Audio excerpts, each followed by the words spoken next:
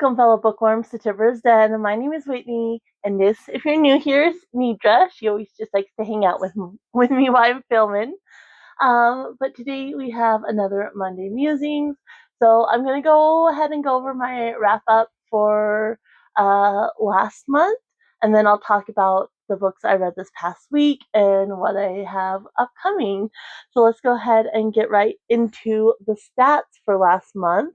So, of course, April was Orilium, and my character does 3 callings because I couldn't decide, and they all kind of go with my character's backstory. So I'll leave where I created my character, and then my Orilium TBR down in the description below in case you want to check those out.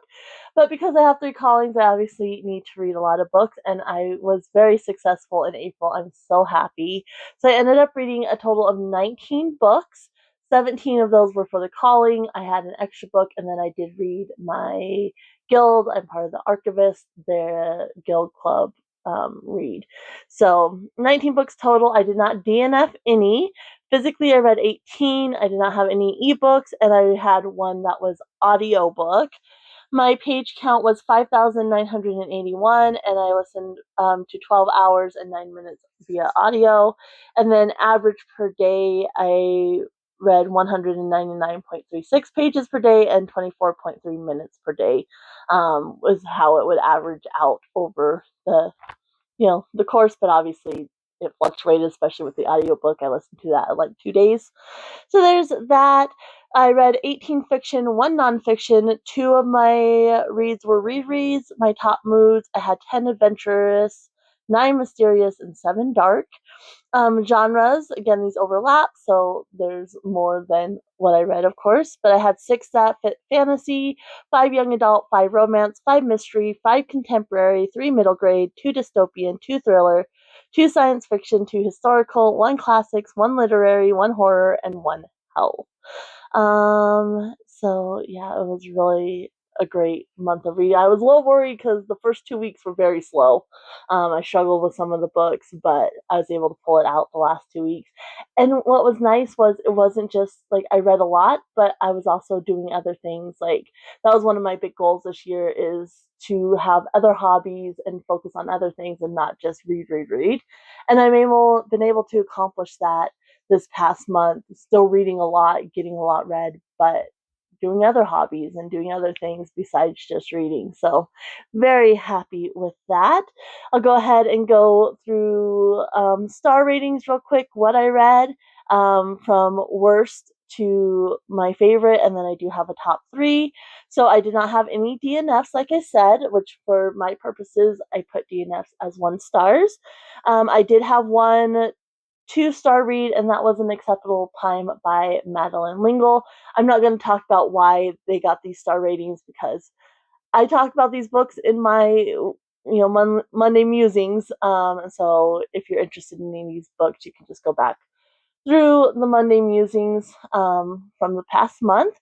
But yeah, An Acceptable Time was 2 stars. I had 6 3-stars. Bottom of that barrel was Mandarin Orange Sunday by Angelique Duran. Then we had Early Sunday Morning, which is a Dear America book by Barry Denenberg. The Time Machine by H.G. Wells, which that book is so short, and I struggled so much with that book to get through it. The Healing Power of Garlic, Vinegar, and Olive Oil by Gail Allman. That was just an extra book that I read. Serafina and the Black Cloak by Robert Beatty, and The Housemaid by Freida McFadden. I also had 6 4-star reads, which the bottom of that was A Wolf Called Wander by Rosanne Parry, Half His Age by Jeanette McCurdy, Hunted by Darcy Coates, The Pumpkin Spice Cafe by Laurie Gilmore, Paladin's Grace by T. Kingfisher, which was the Archivist read, Watermoon by Samantha Sotto Yambao. Then I had 6 5-star reads, and bottom of that was 3 Fates by Nora Roberts, The House Saphir by Marissa Meyer, The Hunger Games by Suzanne Collins, Catching Fire by Suzanne Collins, The Paris Library by Janet Skeslien Charles, and then Phantasma was my favorite read of the month by Kaylee Smith. My top 3, though, doesn't necessarily correspond with star rating. It's just the ones that really stick out in my mind that had the most impact on me.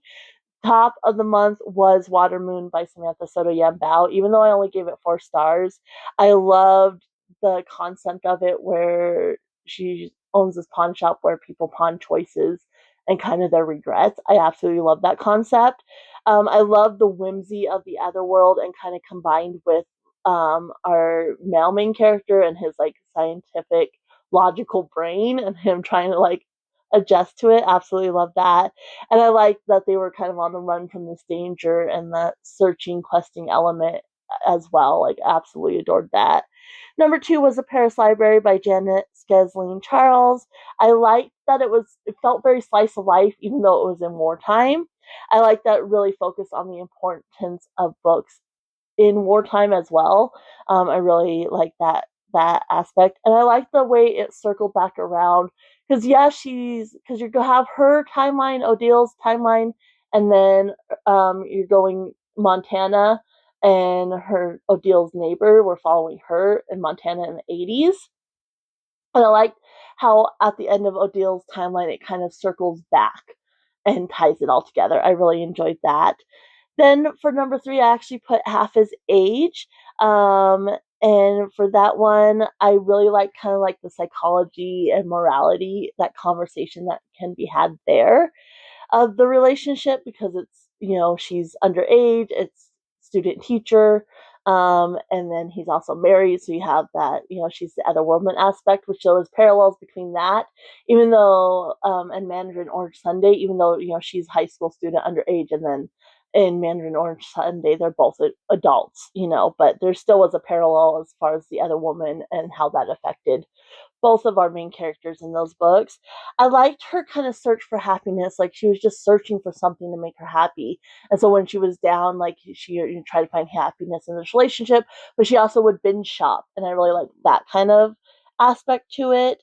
And then kind of the conversation of her worth as the other woman. Like, because in both of them, it's like, well, I'm the mistress. I don't have a right to complain. Like, he's not coming to me to get nagged at and such. But so I really like kind of that aspect as well. And so, yeah, those were the books I read in April. And like I said, really great month. I'm very, very happy with how it went. As far as this past week went, we were halfway last Monday. We were about halfway through The Housemaid by Freida McFadden. I did end up finishing this. Again, just a quick reminder, this was for restoration, which was restorative adoration. And you needed five stars from a friend, and you pick one. I went to Allison on a Book Break Storygraph and picked the first five stars that I owned. And each of my callings had restoration, so I did read 3 of her 5 stars. And this one, I already said what I gave it, so it wasn't a 5-star for me. I think I said 3 stars I gave this one, and I enjoyed it. There was just something she did, which I don't think she could have told the same story. Like some stories, it's like that wasn't necessary. You could have told, the same story and removed that. Like it's just added for, like shock value or whatever. I don't think she could have told the same story without what's in here, but I didn't enjoy it. So, but we're basically following Millie, and she's a housemaid for this wealthy family, and just kind of the main plot point is what kind of ruined it for me, and I didn't enjoy it as much. But I really like the writing. I can see why people really enjoy Freida McFadden. It's very much a popcorn read. Just jump in, binge read it, and have a good time. I did like in the middle, we do get a change in perspective, so I did appreciate that. But yeah, I enjoyed it, and I'm definitely, I do have the second book in this series. I don't think this was necessary to be a series, but I do have the second book. I'm not sure if it's following Millie or somebody else. I'm not entirely sure. I'll find out when I get to it. And I have several other Freida McFaddens because somebody local here reads them, buys them, and donates them to the thrift store. So I picked up several Freida McFadden at the thrift store, and I definitely plan on reading more. I enjoyed this enough. It was a good time. And I'm not one of those people like, I want everything to be a 5-star read. Like, I just in it for a good time. And the 3-star to me, it was bingeable. It was fun. It's perfectly good. Then we read Serafina and the Black Cloak by Robert Beatty. This was for my demonology, for my necromancer calling, class demonology, comic demonic dwellings, house on the cover, and of course you have a house here. I had fun with this one. Basically, we're following Serafina, and her dad live in the basement of this grand mansion, and the people who own the house don't know that they live there, and children start disappearing, and so Serafina teams up with um what is his name, Braden, who's the nephew of the owners of the house, and he lives with them because he lost his parents and such. And so she ends up teaming up with him, and they try to discover, who is this guy in the black cloak, who and what's happening to these children, essentially. And it was fun. I did enjoy it. I think like the plot lagged a little bit, and yeah, it was a good time. I have the whole series, so I'm definitely going to continue on with it. And I wish we got a little bit more interaction between Braden and Serafina, but I had a good time with that. So there's that one. Then we had my last Necromancer class, for my necromancer calling, and this was animal study shadow wolves, so it just had to have wolves in the title, on the cover, or as content in the story. And I picked a wolf called Wander, so fits all three.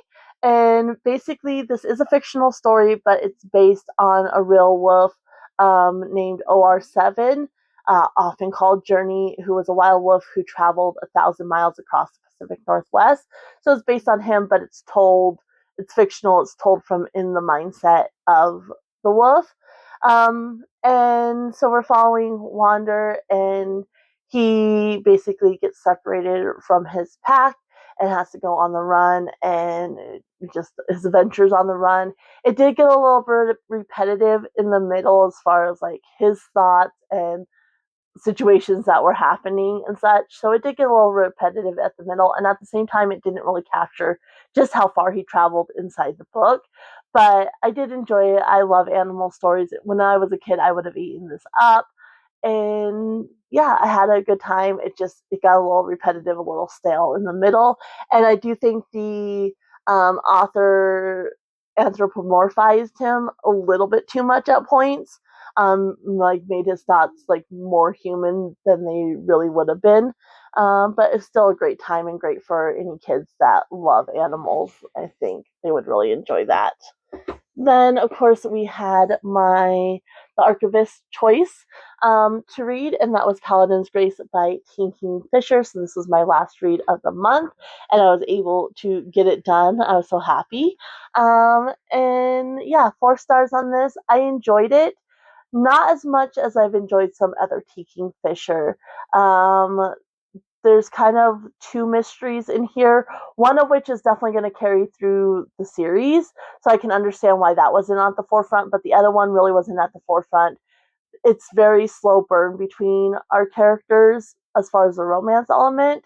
And so, like, there's a coziness, and I love being in this world with these characters, but the plot was a little laggy until the end.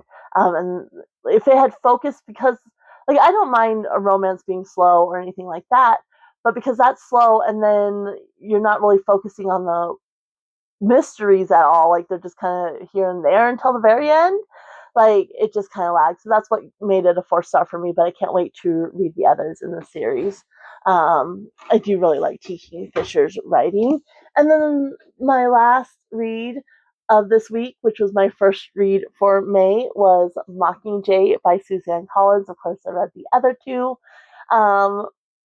in April, and so this was able to get on my game TBR, and I wanted to continue it right away. I love this as much as I did the first 2.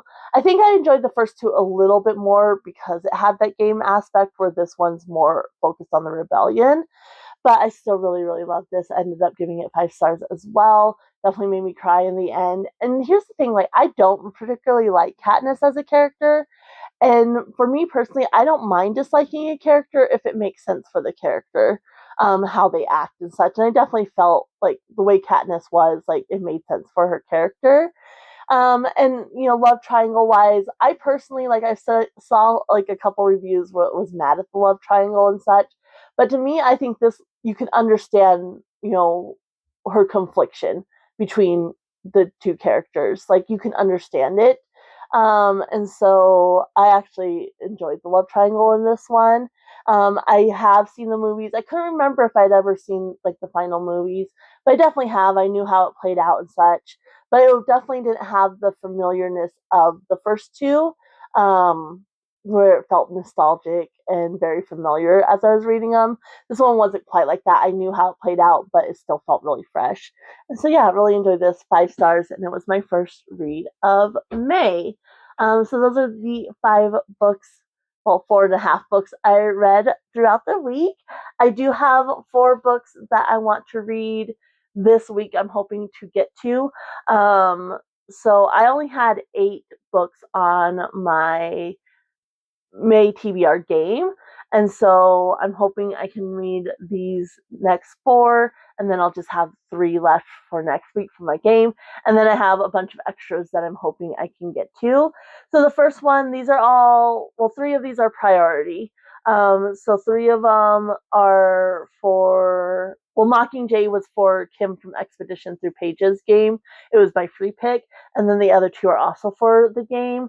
And then I have my family book club, and then just 1 from my TBR game that I want to get to this week. So first up that I'm going to start today is The Frozen River by Ariel Lawhon. This is a historical thriller, and it takes place in 1789 Maine. And you have Martha Ballard, who is summoned to examine a body. As a midwife and healer, her diary is a record of every birth and death, crime and debacle that unfolds in the close-knit community of Hallowell. And so I've heard really, really great things. I definitely know it's a hard-hitting one. It's heavy, but I wanted to read this since I've heard people talking about it. And this one for Kim's game, we needed somebody. I want Team Dryad, and we needed somebody running on the cover, and you could see like she's running and kind of looking back a little bit. And so, yeah, that'll be my first book to read this week. Then I want to read What Fury Brings by Tricia Levenseller. This one is actually for an activity, so we can pick any book we wanted, but then we need to take a picture that relates to the theme of the book. And this one, you have this matriarchal society where the noblemen, kind of had an uprising, and so basically they're all unalived at this point. And so in order to get husbands, if they want one, they have to kidnap men from other kingdoms. And so our main character kidnaps this man, thinking the man she kidnaps is pretending to be his brother, his younger brother. And so she kidnaps him thinking he is the younger brother. And literally looking forward to this. And my idea is to take a picture of like me kidnapping my husband, essentially. And that will be the picture I do. He agreed to it. I asked him if he would, and he's like, yeah, I'll do it. So that's the next one. I absolutely love Tricia Levenseller's writing. I've read all her backlog books at this point, and so I'm really looking forward to this one. Then my family book club pick is Kingdom of the Wicked by Kerri Maniscalco. And so I just want to get this done. My niece, like, she hasn't been participating lately, and so she's like, I already started Maze when we had our April discussion. She's like, sorry I wasn't on, like I didn't read the book, but I've already started Maze. So I told her you can always just jump on and chat, like even if you don't care about the spoilers or whatnot.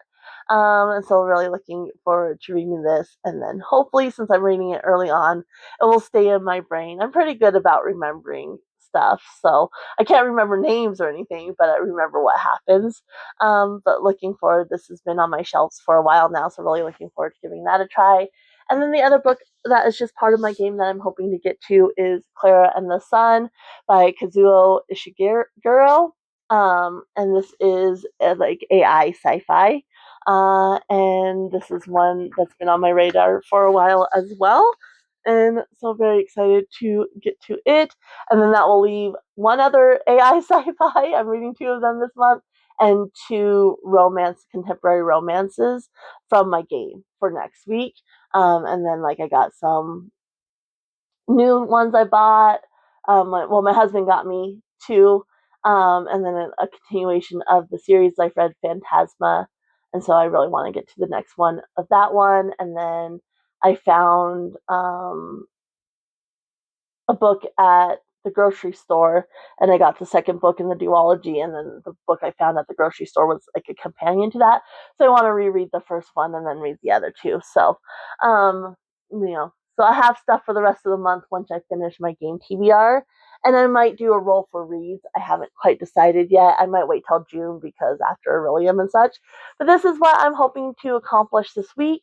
And you never know, I might slam them out and get something else read as well. But this is what I'm hoping to focus on this week. But first up is the Frozen River. So really looking forward to that. I would love to know if you've read any of these books or if you're interested in reading any of these books.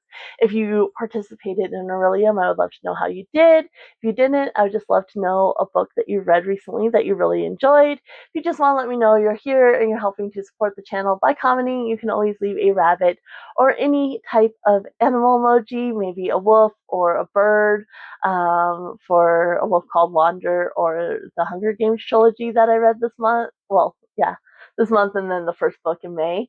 Just leave whatever animal you want down in the comments below. I'm going to go ahead and leave you guys here. Happy reading, everyone. Bye.